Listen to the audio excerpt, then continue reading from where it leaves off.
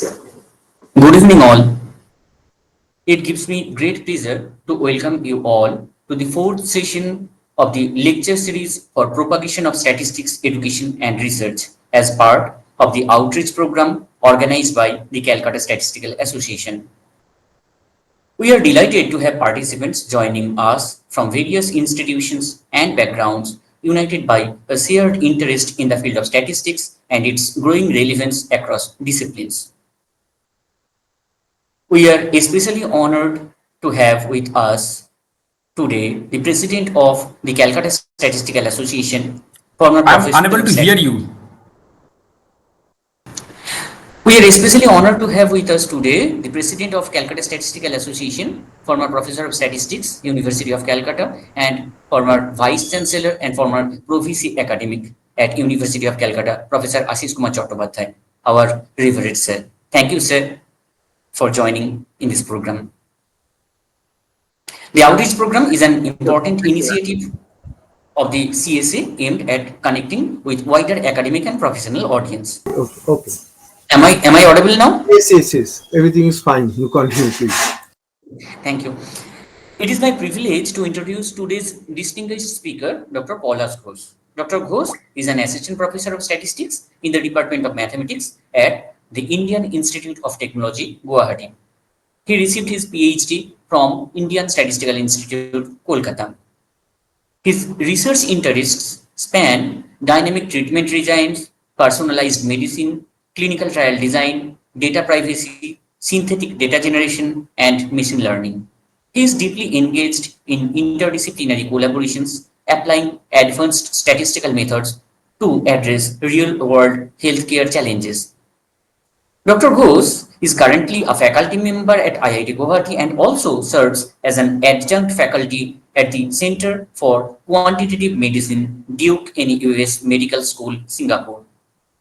In addition, he contributes to the academic community through his role on the editorial boards of Sankhya B, published by the Indian Statistical Institute, and scientific reports published by Nature. We are truly honored to have him with us today, and I'll now invite Dr. Ghosh to deliver his lecture on balancing privacy and utility, differential privacy for sensitive binary health data. Over to you, sir. We are truly honored to have him with us today, Dr. Ghosh, and I now invite Dr. Ghosh to deliver his lecture on balancing privacy and utility, differential privacy for sensitive binary health data. Over to you, Dr. Ghosh. Thank you, Dr. Rana, and thank you, Devanjan, for inviting me, and thank you, Dr. Sanjeev Gupta, for taking the all logistic care. So let me share the screen first.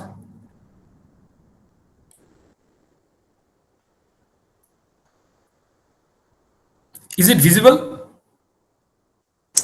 Yes, it is visible. Okay. Okay, thank you. So I should not waste much time. Already we have lost around 10 minutes. So today I will talk about the balancing privacy and utility and the differential privacy for the sensitive binary data. And when I'm talking about the sensitive binary data, then we all know that how data are collected, and some of the data are extremely sensitive, and that could inform, I mean, the health data or the data from the banking sector or data from the different IDs. So this differential privacy is a concept which is quite familiar in computer science literature, but not so much in statistical literature. And by utility, I means basically the power, and the balancing privacy means that when you are talking about the sensitive data and you try to develop a privacy concern or privacy measure, then obviously you are going to lose the utility or the statistical power that is quite required to accurately estimate the parameters. Okay, so in this talk, what I'll talk about mainly how to balance the privacy and utility in such a way that both the accuracy and the privacy concern are taken care of. So let's see what we have today. So I'll start with the data privacy in the sensitive data, and basically I will introduce what the sensitive data we mean, and in the context of the data privacy, how sensitiveness comes into the picture. Then I will debunk the common notions that if we anonymize any data, that means by anonymization, I mean that you remove the names, mobile number, etc. People think, and even the statistician thinks that the data is completely private. I mean, no private information is leaked, but that is not the concern. That is the concern, and we'll see some examples there. Then I will introduce the different randomization techniques. So these techniques are quite familiar in statistics literature from the 1965 from the Warner's model. I'll revisit this, and I'll also talk about the 5 well-known randomized response techniques in this context. Then I will define the what is differential privacy as from the computer science literature. Now, since I'm talking about the 2 different techniques, one is mostly statistical technique and another is the computer science technique. Now I'll combine these 2 to design an optimal differential private enable randomized response techniques. By optimal, I mean that I will choose a design parameters, both I will introduce them, and then in some sense it will be optimal, and I will define the optimality criteria. Then, of course, some simulation studies are there and application to the real data is there, and I with the conclusion. And the entire talk is designed such a way that even if you do not know anything, especially the college students, you should be able to access the most mathematical part are removed, just a few equations are there. So first, what we mean by the sensitive data. So sensitive data concern, it depends on the cultural thing that what we mean sensitive in India may not be sensitive in Europe or America or slightly different in some context. But in general, that anything confidential in nature that exists in data, so that comes under sensitive data. For example, suppose you are talking about the personally identifiable information such as your name, address, phone number, and the ID numbers, different ID numbers. So they are all sensitive. If I have this information with me, I can use them against your will. Say, for example, financial data, all of you are aware of that your bank details, credit card numbers, all are very sensitive and it should be stored in a very secure data. And computer scientists spend a lot of algorithms and different techniques like cryptography and others to secure your transactions. And there are strong literature on that one. Similarly, for the health data, your medical history, prescription, health insurance, these are also very important and sensitive data. And if I get access to your medical history, I can exploit that one. So that sensitivity is there. Similarly, the biometric data, all of you are aware that the fingerprints, retina, facial scans, even our students go for the fingerprints. So if those data are not secure, then it can create problems. Similarly, the passwords. So if your password is known, everything is gone. And similarly, all the other government identifiers like Aadhaar, passport number, they're extremely sensitive informations and people can misuse once leaked. So now I will talk about the data privacy. So when we collect the data, so it needs to be protected. And the notion of the protections comes from the data privacy. So once your data is collected by someone, so you should know or you have the right to control how your personal information are collected, used, and stored. Say, for example, when you are sending some information over the email or when you are using some social media platform, you always agree to the data policy that ensure that some of the techniques that you are always aware of, and sometimes you just agree with that one, but there is a lot of things are there, and with the law, the Indian law or European law, that can be vary and can be misused also. So also you want to know that the data privacy comes under the fact that you want to protect your sensitive data. So say, for example, a particular company is collecting your data, so they should ensure that your data are not unauthorized access are given to someone else and people are using without your knowledge and getting some financial advantage. So those comes also in the data privacy. So in a nutshell, what I mean that you should have your control, entire control over data that you are already shared with others, and there should not be any unauthorized access to the stored data by the government or the different companies that already have your data. So as I said, that the common perception is that if you anonymize data, that may not protect the individual privacy. So let's see that different examples. I have given 3 examples. One is from Germany, another New York, and London. So these are the browsing history, and that contain very sensitive information and very personal informations. And what researchers have done, they have re-identified this data. I mean, those data are, without anonymization means that those your names, mobile numbers, no identifier is there, but there are some issues and with the existing data in the social media, they reconnect that and reconstruct that. Suppose your taxi or the bike sharing data is available to the hackers. So that means I know when you are going from home to office, office to some club and others. So I know that where, if I can reconnect your data with your name, so then I know that from what point of time you are in home, you are in office, and so that's lots of valuable information. So if you are not in your home, that means you are somewhere else, and that means I can go to your home, I can do something wrong about that one. So even not having in someone, so when you say in the social media that you are off to somewhere, that means you are not in home. So that information is a valuable information. Now, to identify that what's the problem is, actually consider this is the original data. It has name, mobile number, age, gender, pin code, profession, and disease. So now I anonymize this data. I remove the names and put it some placeholders, then remove all the mobile numbers and also remove the professions. Now from this data, this is anonymized data. So apparently there is no possible of re-identification. Now think about closely the third person, that is this one. This one is a female, 73 years old, having HIV. Now it may happen in that particular pin code, she is the only person or female with above 70 years age, or maybe few persons. So then I can easily identify from this location ID that this particular person having HIV, and that's a valuable information to exploit that person. Now you're from the anonymized data, the re-identification already happened, and I can identify without the personal information. Now, what is the consequences of this? That this is the concern for the privacy protections, and people will be scared simply. So what will happen then, that the individuals may not agree to share their data even for the research purpose. So what to do with that one? So randomized response techniques comes into the pictures to protect some kind of privacy. And what it does, so it's basically for the binary data, and it introduces some controlled randomness. By, say for example, when you're collecting the data, you can just flip a coin and then perturb your outcome yes or no to the no or yes, or vice versa. So, but the advantage of that data, even if you perturb the data or you add some kind of noise with the data, your overall data statistics, say for example, if you calculate from the noisy or the collected randomized response data, you can still get the mean and variance same, even though you do not know the individual responses are correct or not. So that's the advantage of the randomized response, and statisticians are well aware of these randomized techniques from 1965. So these are the popular techniques starting from the Warner design. This is the 1965 JASA paper, and there was some problem. I will discuss that. What is that? Then the model came unrelated question designs.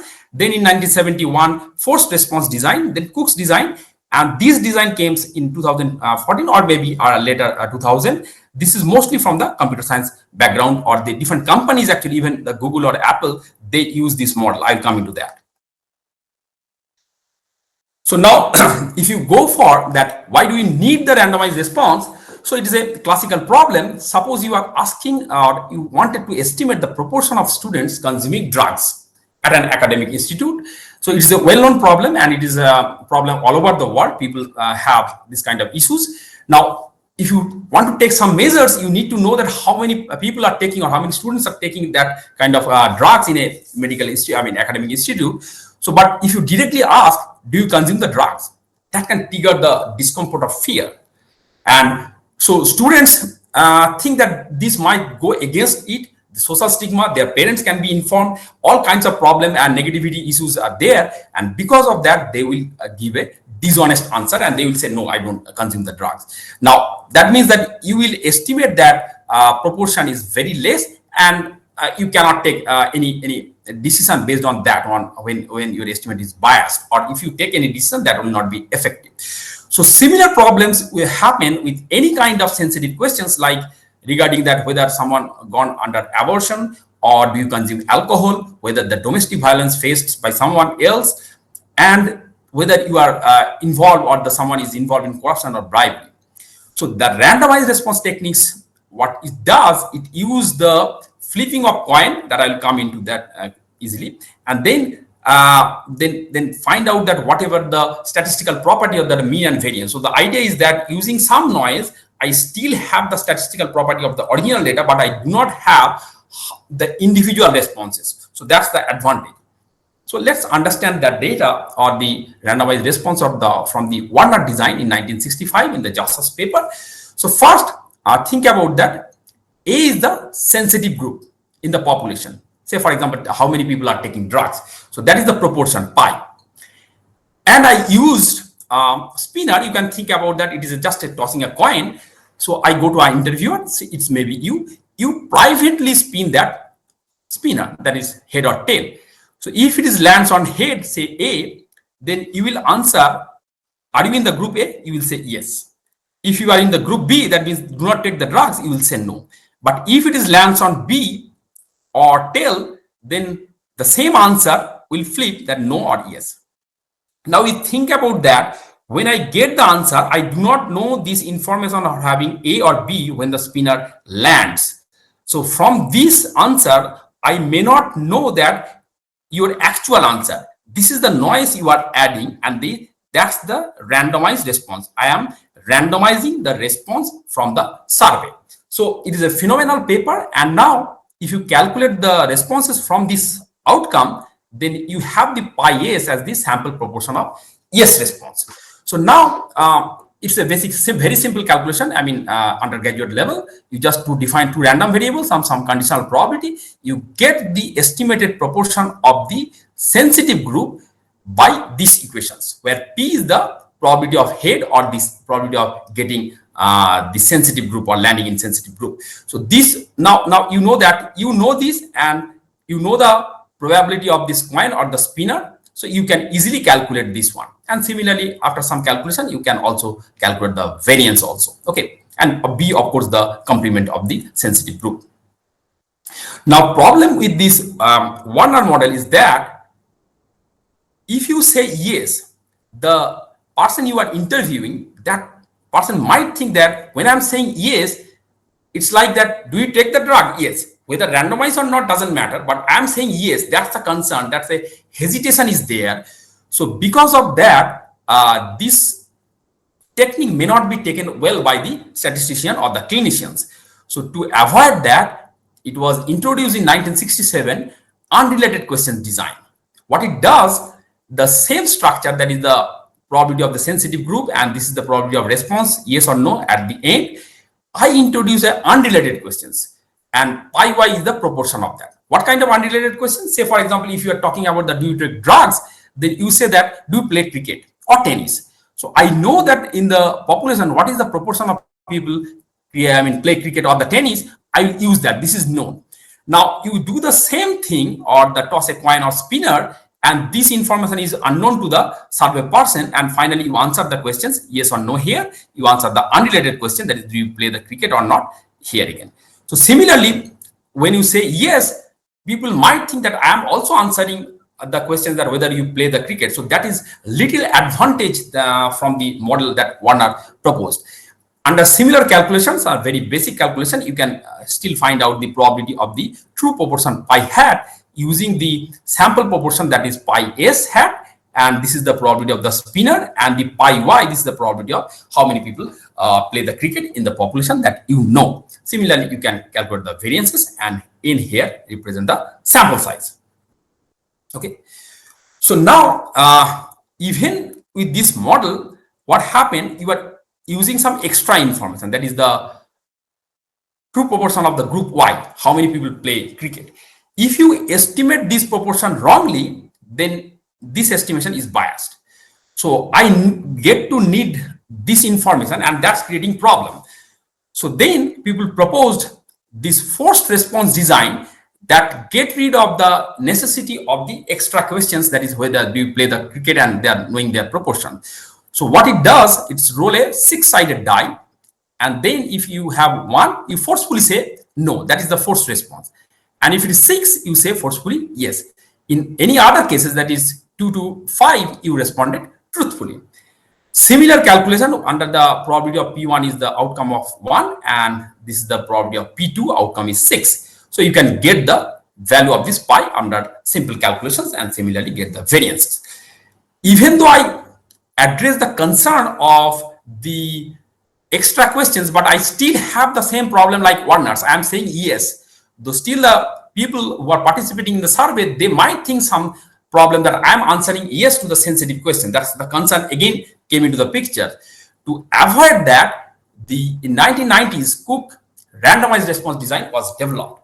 So it's get rid of saying yes to the randomized response technique. What it introduced, two backup cards. Okay, one both of them consist of red and black cards. Okay, so in the first pack of cards, the proportion of red is P1, and then the second pack of cards, proportion of red is P2. Of course, P1 has to be not equal to P2 just to make it valid. Okay, so after shuffling of both the cards, the respondent draws one card from each of these pack of cards. Now, if that person belongs to this sensitive group, then he will show or she will show the color of the card from the first pack. And if the opposite that not belongs to the sensitive group, then he or she will show the color of the second card. So under simple calculation, you can easily calculate the pi hat there and corresponding variances. Okay. But here you need both the probability P1 and P2. So this is a more than one parameter or design parameter here. Now, this literature was most of the in statistical literature. Now, in the computer science literature, late 2000, and it's formalized in 2014. This is called the two-step randomized response design. And what it does, it first flip a coin, and if it lands in head, then the person will answer truthfully. But if it land in tails, the responder will answer after answering a second coin. And if it lands on head, it will say yes or otherwise no. So this is the fixed. You cannot change that one. So under again simple calculation, you can get the estimate of the sensitive group proportion using this value of the probability of coin tossing P and the sample proportion of yes in the sample that you have collected after completing the randomized response. Okay, so now if you want to consider testing of hypothesis framework, that is whether the proportion is pi naught versus H1 pi not equal to pi naught. So you can construct easily using a one type of test approach, and statisticians are well known, and the rejection criteria will be like this one. I'm not going to spend because it's a standard undergraduate problem. So now power will be given by this one. So now we have enough information about the different randomized techniques. I have discussed 5 of them. Now I slowly move to the privacy concern. So this is the statistical part. Now I'm moving to that more about the computer science part. So as I said earlier in the beginning of the talk, summary statistics may not protect the individual privacy. Let's see that. So suppose you have two journalists, Mr. X and Mr. Y. So they wanted to report the average salaries at a private company, your company, you can think about that. And of course, the direct access to these personal details, that the individual salaries are not available to both of them. What they can access is that how many number of employees are there at a particular point of time and their average salary.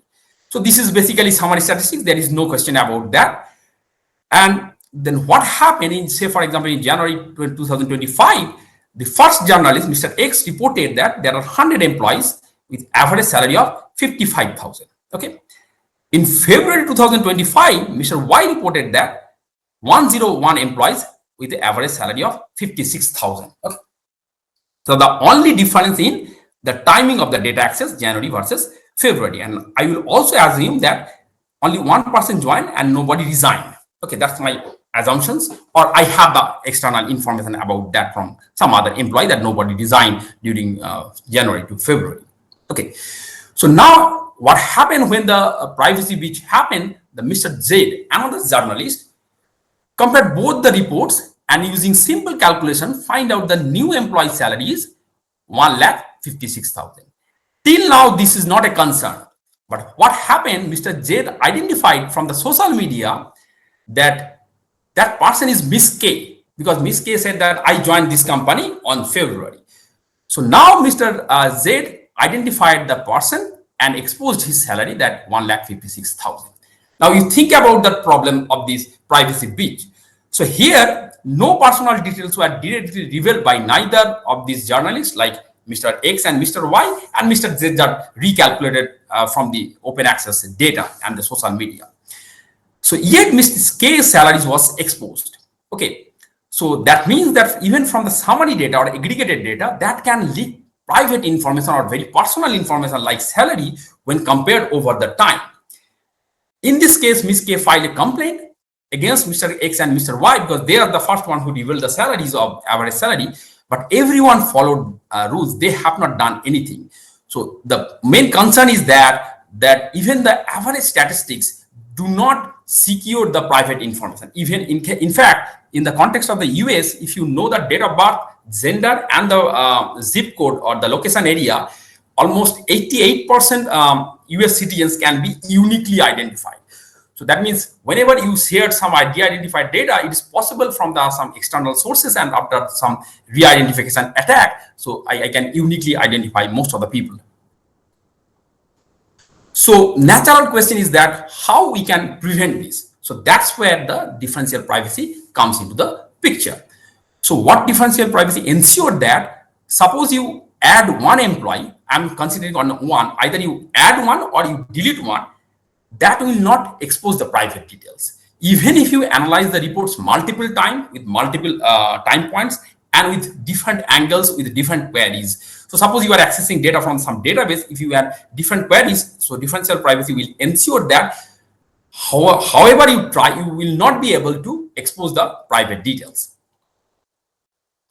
So the formal differential privacy due to the Cynthia Dewar et al. In 2014, and it is developing from the late 2000. And the formal definition is that suppose you have two data sets, X and Y. This X and Y, they differ by at most one row. As I said, you can either add one row to get from X to Y, or you delete one. So their difference is only one row. Now you apply a randomized algorithm that can be randomized response also, but any randomized algorithm on both the data set X and Y. Now I am checking after you apply the randomized response or the randomized algorithm technique, the output belongs to a subset S of the range of M in both the cases. Now I take the probability of that one. So now you check that the probability if you operate M on X and the probability if you operate M on Y belongs to S, and the ratio of these two is bounded above by e to the power epsilon. What does it mean? It means that if your epsilon, which is called the differential privacy budget and which is greater than 0, suppose it is very, very small, then mean almost if it is close to 0, then this quantity will be 1. That means this probability and this probability, they are very close to each other or almost equal. That means that whether I add one row or delete one row doesn't matter in terms of the probabilistic framework, that outcome. So that means that it doesn't matter for an individual to be kicked out of the database or added to the database, your algorithm outcome of the randomized algorithm outcome will not change probabilistically. That's the guarantee it is giving. Okay, so there are various versions of this differential privacy definition, and this is called the central definition, and there is another definition called local differential privacy, and this is actually be used in case of the randomized response that we are talking about. Here we are talking about the two same things, but instead of databases, we are talking about the inputs Z and Z prime. So in case of randomized response, you can think about Z value, take binary values 0 and 1, and Z prime is 0, 1. So you may change from 0 to 1 or 1 to 0, something like that. And then suppose you have that 0 outcome, you operate that and it's changed to 1. Similarly, you operate this another one and it's changed to the same one. Now you are checking that ratio of these two changes in terms of the probability is bounded above by e to the power epsilon. So in a nutshell, differential privacy ensures that whether you add or delete any person, that will not matter to that summary statistics or any other operation that you are doing with respect to the randomized algorithm. Okay, so this ensured the privacy preserving data collection, and most of the companies, in fact the Google and Apple, in fact when your phone data from your phone goes to the server, they are ensured by the differential privacy, and it's a very rich field in the computer science literature. So now the epsilon we talked about, this is called the privacy budget. So what is your privacy budget? Though how much you are able to allow to leak privacy, smaller the better. Okay, so a higher value means the weaker privacy, and the lower value means that you have a more strict, that means the ratio of this probability is not changing too much. If you make epsilon is higher, then e to the power epsilon is very high, then these two probability, they will differ much. That means whether you operate on x or operate on y, that does differ, and that means that there is chances that you leak some kind of information. So in real life scenarios, that depends on the context, but typically the value of the epsilon is set between 0.001 to 1 to disclose minimal disclosure information. So we have calculated the differential privacy budget for the 5 different design that we talked about, and here are those are the values. Okay, and why max is there? Because under different context you can have different differential privacy, but differential privacy is noted that what is the worst case scenario. Under worst case scenario, how much privacy you are leaking, and that's why the max is important. Say for example, in case of Warner design, if you change from 0 to 1 or 1 to 0, or there are 4 other possibilities, so these possibilities will be taken care of by these options, and similarly for the other design. You notice that the differential privacy is only depend on the design parameter P, or the probability of coin tossing, nothing else, even not on the N. Only in this case, it depends on the unrelated questions model. So now we want to design, because now we have the idea of the differential privacy from the computer science literature. Now we also have the randomized response techniques from the statistical literature. I want to combine them to have an optimal differential private randomized response technique. So in case of statistics, we always talk about the power so that the accuracy in estimate becomes very high.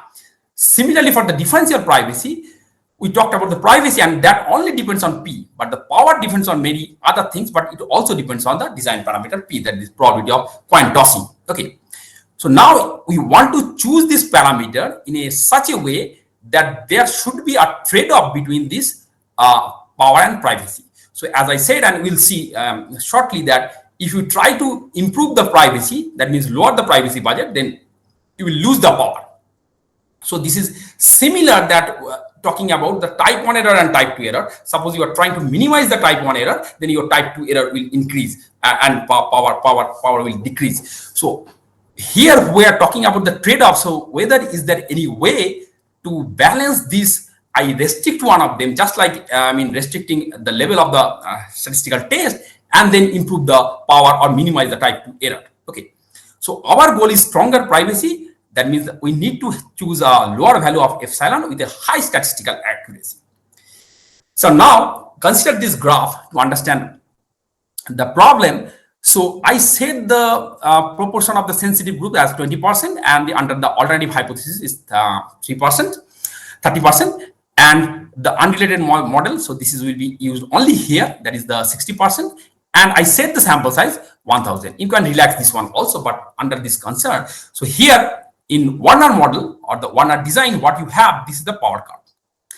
So as you say, if you remember the equations, as you away from this, the P from our P half, the power will increase. Similarly, this is the epsilon or the privacy budget. This will also increase. But what I want more power but less privacy. So that is now contradicting, the same as type 1 error and type 2 error. So similarly, all the other design, like unrelated questions design, power is increasing, epsilon is increasing. I want minimum epsilon, maximum power. Similarly for the two-step design also.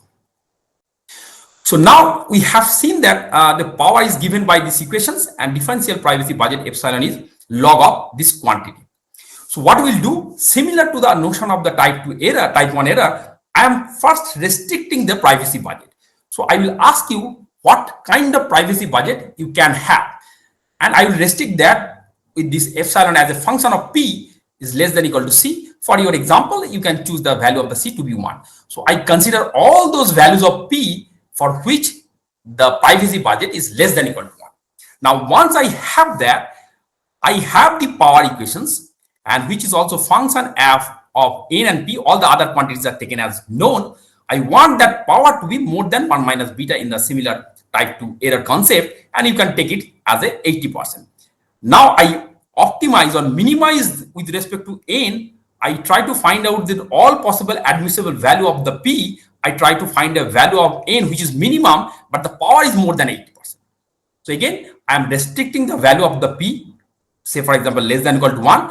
Under all those P's, I try to find out the minimum value of N such that the power is more than 1, more than 80%. That's the objective. So there are a lot of other things that we have developed, but for the sake of this presentation, to keeping it as simple as possible, I am just presenting this one.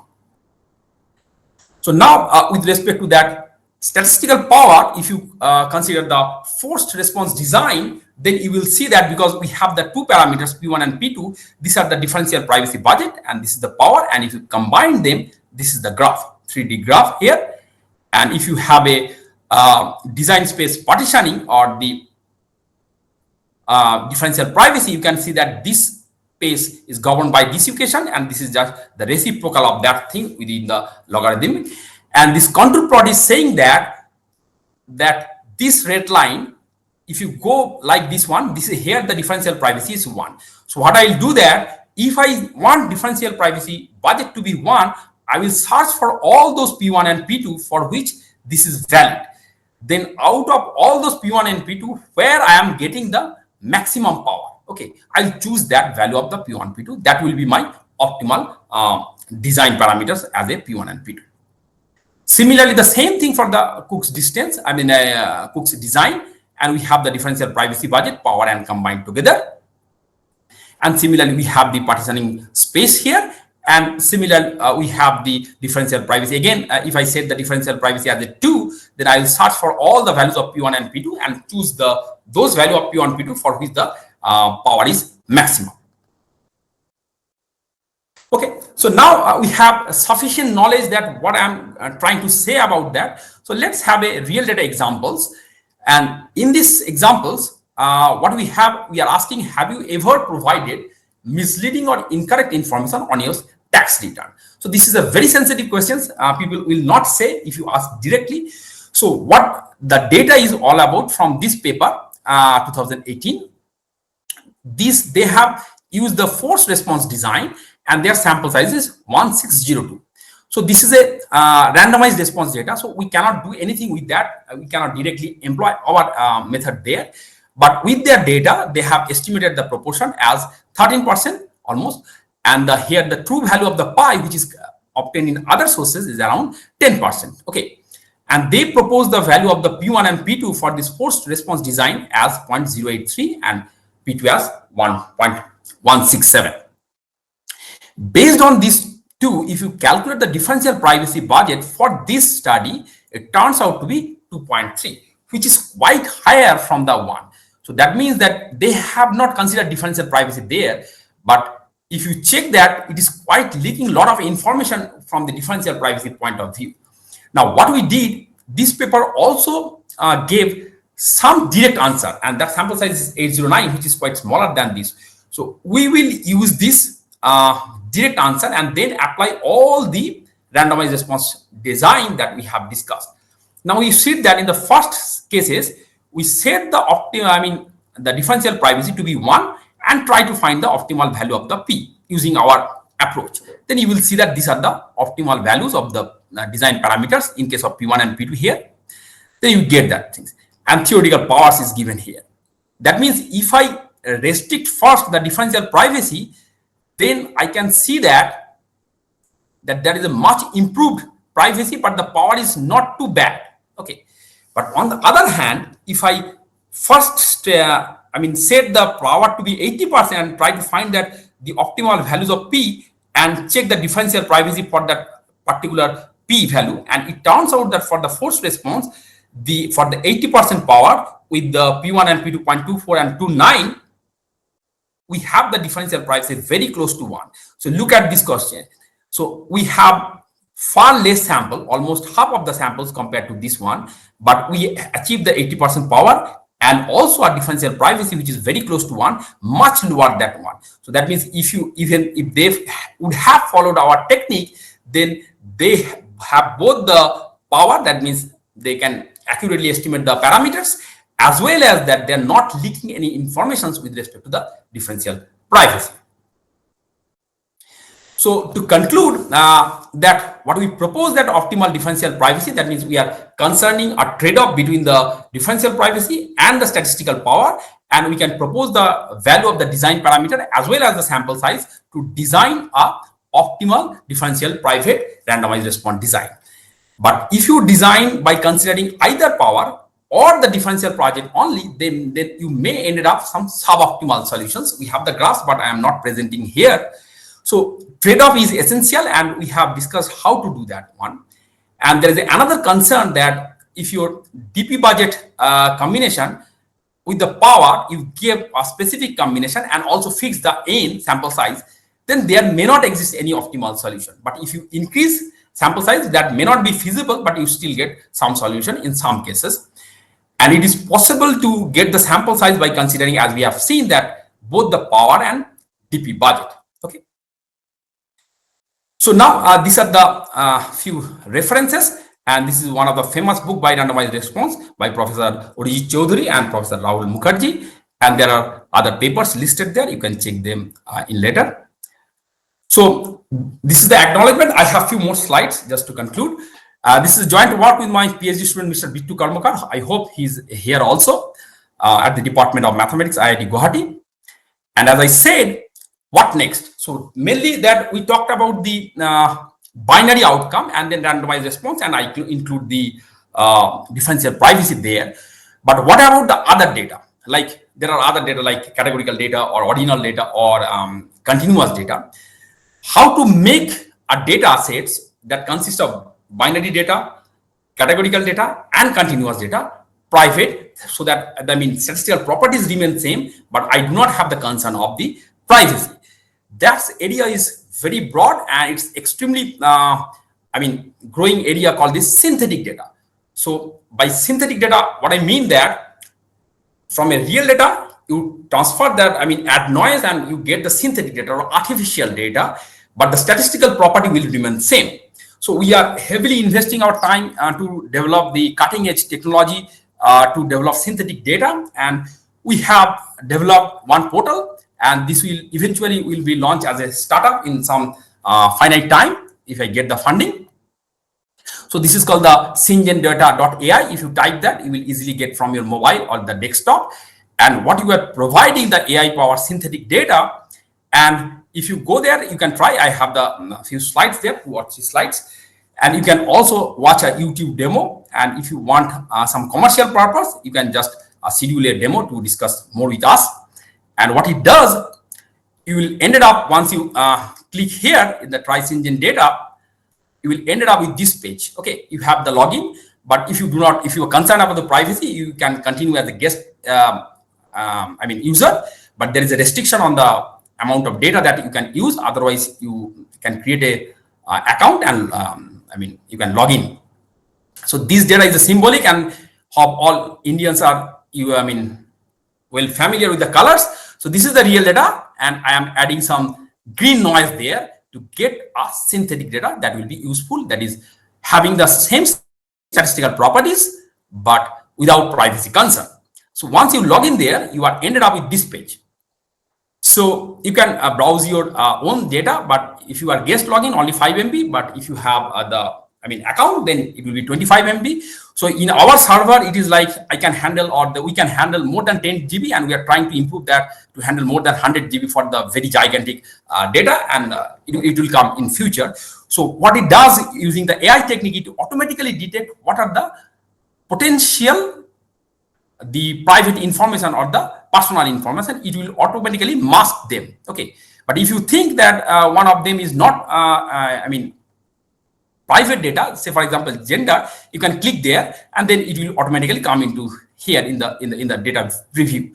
And if you think some of them needs to be private, you can click that one. That will not show into the synthetic data. And here, this is a very interesting fact that you can choose the privacy level like low, medium, and high, depending on the privacy budget. So in all over the world, we are the first one to introduce a kind of tuning parameter to introduce the low, medium, high. Well, there is no existing technique in synthetic data, even for the advanced AI technique, that can have this much of control to the user to select what kind of privacy level you can use, and we are heavily investing time to make it more flexible and a much greater choice to select the desired privacy level. And if you do not want to input some of your data, you can just use the existing uploaded data from there, and you will end up to see that data visualization techniques. So this is still we are developing, and you can see that how the synthetic data and original data are close to each other.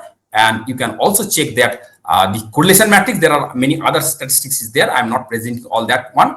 And so far the performance is that most of the AI techniques, that the competitive techniques that needs huge amount of data, this is the only method that will work even for 100 data in very small data also. And in future we will want to see that this is much more improvement is done in this case. And I will request all of you to go to this portal and have a first-hand experience. If you face any problem, just let me know. So with that, I thank you all for your time and patience. And this is the front page, the front view of the IIT Guwahati. It is one of the best campus in the world.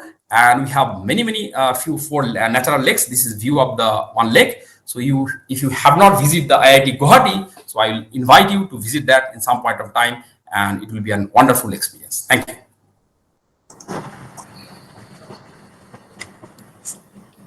Thank you, Dr. Ghosh, for this wonderful lecture. And this is really an interesting where you have elaborated about the trade-off to balancing between power and privacy. And this is really very much useful for today's world and today's real life data. So now we invite the audience if you have any questions. Either you may unmute or you may write in the chat box.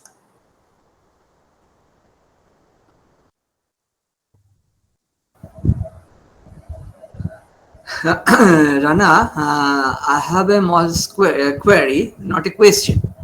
Professor Ghosh. Yes, please. Actually, I am not an expert of this area, but the thing is, what is very common that with these randomized response techniques and this Warner model, that variance is increased. I mean, if we have a direct survey compared to that, the variance will be increased here a lot. Yes. So have you ever thought about that part in your work? Actually, I haven't noticed something like that. Oh no, we are not concerning. But when you talked about if your power is enough, that will take care of some of the variance, right? Yeah. Right. Actually, Yes. that is what I felt previously, that was a big problem with this technique. That is the variance increases a lot. And that's why the exactly coming in the point. So with respect to, say, for example, when the statistician design, they never choose the design parameter P, that is the success probability of the coin, in an optimal manner. Okay, they just took ad hocly, and that's why. So if you plot that the variance curve, we have not shown that one. If you plot the variance curve, it is possible to choose the value of the optimal value of the parameter. That will guarantee that you are losing. You will, of course, the variance will increase some because you are not getting the direct data, but that will ensure the loss is minimum. That is possible. Okay. For example, say P is 0.5, that may create a big problem in many situations. No, in one normal model, P cannot be half because in the variance it is P minus half, so that cannot happen. Right. Okay. Thank you. Thank you for this very nice presentation and very interesting.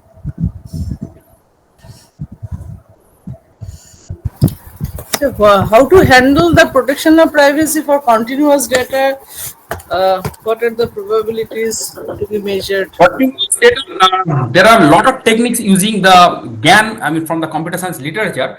So what they does, they basically, very loosely saying, suppose you have a continuous X variable, you add some noise, say for a Gaussian noise, just normal 0 and sigma square. That means your variance is changing, and because the statistical properties needs to be the same, that's why the people do not change the mean, but you can also change the mean also. So there are techniques like Laplace transformation or the noise from the Laplace distribution or the Gaussian distribution, just add that thing so that mean remains same, but the variance is changing. Okay, but in a protection of privacy measure, then that epsilon differentiability, what is Yeah, what? there are technique. I mean, there are standard process. I mean, I have not discussed that one. There are standard techniques. So if you use the Gaussian noise or Laplace noise, there is a direct connection how much privacy you can set, and then depends on that what kind of variance of the noise you are whenever adding noise. Then the value of the sigma will be decided by the what will be the value of your the privacy budget. I mean, that will ensure the protection. Okay, I will see. Thank you. There is another question in the chat box from Debulina Yeah. Ghoto. Yeah, I can. So question is that how do we choose the privacy budget for differential privacy on binary data? The same questions in the statistics, how do you set the level or size of type 1 error? Okay. So the same thing in this case, I mean, there should be some criteria how much privacy you can allow. And if we do not have any idea, generally we go for that 0.5% type 1 error. Same thing here. The ad hoc basis of the thumb rule is that you should choose the privacy budget as less than 1. Okay. As the trade-off is that if you choose privacy budget very low, then you are going to lose the accuracy, or the you need to have the power with very high sample size. That may not be the feasible. But so the idea is that it's also depend on the context. Suppose if you are using differential privacy with a data that is not so much sensitive, say for example, I release the data of the student marks. Okay, that is sensitive data because it's containing marks and of the students, but not so sensitive that if I know that I can exploit someone. So in that case, I may choose to epsilon to be even 2 or 3, something like that. But if I have a health data, or if I am asking very personal questions like health related information, whether someone is suffering from HIV or not, or the mental health issue, that those are extremely sensitive data. I want to, in that case, the differential privacy will be as low as possible, as long as we are allowable to with respect to the sample size. So if I can have sample size like 10,000, then I can make the epsilon to be very small, even less than 0.5, something like that. I hope I answered that question.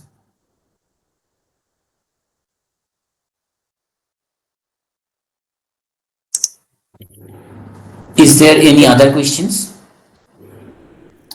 Palash, this is Debanjan. Yes, Devanjan, how are you? Good, very nice presentation. I just a Thank you. follow Thank up you. on that epsilon. I saw one. There was one slide where you showed how the values. Like there are some suggestions on calculating the Yes. values of the epsilon, like max of Yes, yes, yes, yes. right. So just unless I missed something, just looking at that slide, it is possible that epsilon can be negative, right? No, the epsilon has to be positive. Because if it is, say, if it is max of ln, oh, I see, ln p of, okay, Now, okay. if you see that in case of some cases there are 4 options, some cases are 2 options. So those 2 options are removed because they are negative. Hmm. Okay. But negative epsilon means e to the power negative, like Negative. But negative. that epsilon is said to be greater than 0. Okay, okay. And But even if you set that negative, but that max will take care of it. yes. And the other thing is that in that maximization, Equation. that Yes. maximize. So you're using some optimization technique, right? Like Yeah, we have developed some algorithm to address that one based on popular algorithm like like binary discrete search. And, like uh, discrete optimization technique, right? yes. Okay. So that paper will come after a few weeks in archive. All right, good, thank you. Oh, thank you very much. Yeah, Palazda, it's Samrat. Yes, Samrat, how are you? Yeah, fine. Yeah, just could you say me that what is the value like that epsilon equal to 1 or 2 or 3? What is the meaning of that? Meaning of that, difficult to say. So when there is no standard, say for example, when you first said, I give this example to class. So suppose I say it is 1 kilogram. What does it mean? Oh, there's a This way. means this means that this is compared to the some technique developed in somebody. Some people say that from today onwards, I will say that this is 1 kilogram. So similarly, when differential privacy was developed, so they set the epsilon, and they from their perception how much it's leaking, and they set one to be accepted value in most of the cases, just like we said that 5% is the type 1 error. I mean, there is no other explanation why 5%. This is just by perception that the 5% is quite small, something like that. Okay. Or if you go for the R square value, say we generally say that the more than 80% R square is very good, but there is no like basis for that one. I know Yeah. some cases, suppose if it is very sensitive area, suppose you are sending rocket to the space and I am using a linear regression there, I will expect, I know one project, at least in ISI, there was the R square was like very high, like 0.9999. So this is the same concept.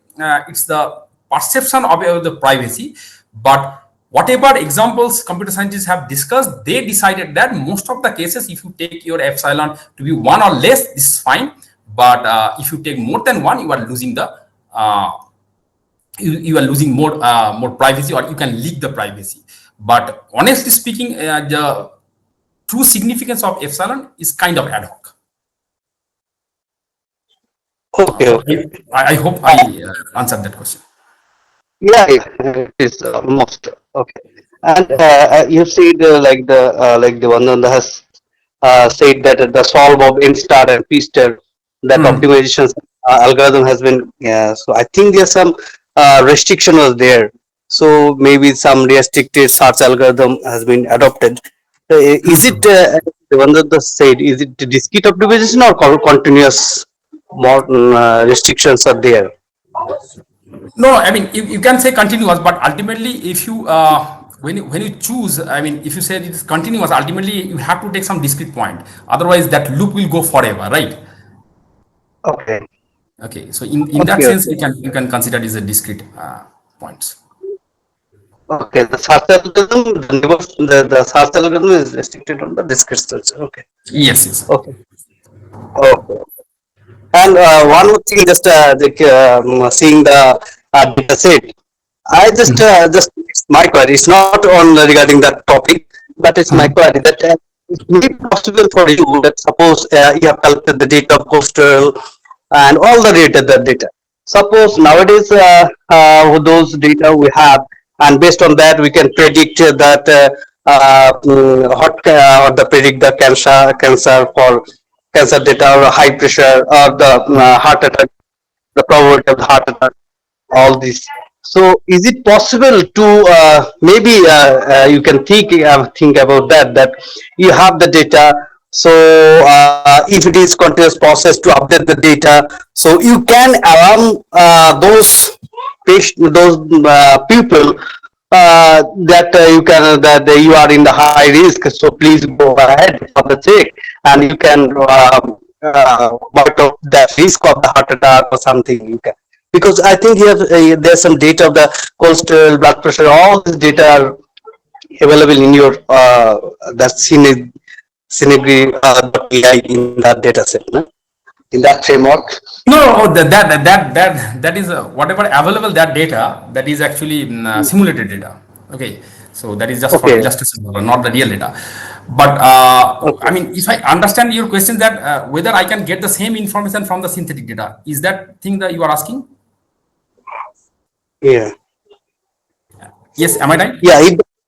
Yeah, yeah. If I put, suppose I'm giving all the data the my all the data, whatever information I know about me myself, the pressure, all the cholesterol, all the data I'm giving the input there, and it is the continuous process. Suppose after 6 months or 1 year, I'm just updating the data and it has been stored, and you can give some alert to me that Somrat, your cholesterol is high and all the data parameters are giving increasing, so you must check the you the what is, you are in the risk of the heart Oh, no, disease or no, something. no. So I, it's I, I kind I probably got it. So you are saying that whether I am doing some kind of analysis? No, in that platform is not doing any kind of analysis. It's just if you upload the real data, it will give the synthetic data. So I will connect you with that. Suppose during our graduation or the masters, whether any of you have analyzed ever an Indian personal data. Okay, no, I think None of you. I mean, even I with the no. computer, even till today, with the Hmm. all the advancements of the AI and the foundational model, you will not find a single quality individual Indian data because of the privacy. Okay, whatever data is there, aggregated data or the individual data that are available that are not rich or sensitive enough, you can find any good things about that. So this is creating a major problem with the Indian students, because whenever we download the data, we download the machine learning repository or the US data or something. So our students always learn with the US data, not with the Indian data. Yeah, Okay, that's the main thing that hit me 2 years back when I think about this synthetic data from the literature. Then I try to develop. So with the idea that if I have something like that, we have tons of data from the ICMR and other things, but I yeah, mean, AI course is giving some data access, but all those, I mean, not very personal level. Until otherwise, you have a personal level data, you cannot build something personalized. So I do work also in the personalized medicines, where you are providing right treatment to the right participant at the right point of time. But getting Indian data is almost next to impossible. I hope with respect to the yeah, synthetic data, when you are, suppose I have the ICMR data access and then I convert with the real synthetic data, now that is privacy free and you will not be re-identifiable any specific individual from the synthetic data to the cross-check in the real data that who is that person is there. Okay, so okay, then that data can be shared and our students can analyze those data and they will have a real feeling about the statistics and what is happening in India. And that will be a remarkable thing in Indian context. And specifically yeah, with the AI models that many students are using in India. yeah, yeah, yeah. It's a good idea, very good idea. Thank you for the Thank you. Thank you, Dr. Ghosh, once again for this wonderful session. I now invite Dr. Sunjeev Gupta to conclude the session. Thank you, Rana.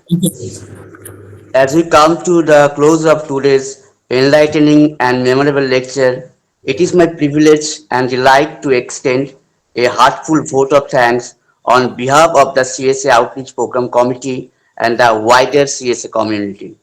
First and foremost, our deepest appreciation goes to our eminent speaker, Dr. Palash Ghosh, for delivering such an inspiring and thoughtful, provoking talk. His eloquence, clarity, and depth of knowledge have not only enriched our understanding but also sparks curiosity and reflection among all of us. I am certain that the insights shared today will guide our students and scholars well beyond the session. I would also like to sincerely acknowledge the unwavering support of the President, Secretary, Treasurer, and all officials of CSA. A warm note of gratitude is due to all CSA members whose enthusiastic participation brings vitally to every program. We are equally grateful to the distinguished professors, faculty members, dignitaries, and the student fraternities. A special word of thanks to Dr. Subroto Rana, and behind the scenes, the tireless effort of the CSA Outreach Program team deserve a special recognition. Before we part, I am happy to announce that our next lecture in the series will take place on September 2025. We are eagerly look forward to this presence of your presence and continued support in making it another memorable occasion. With these words, I conclude today's program. Thank you all once again for your gracious presence and contribution. Wish you a pleasant evening ahead. So, good night, all. Thank you. Excellent.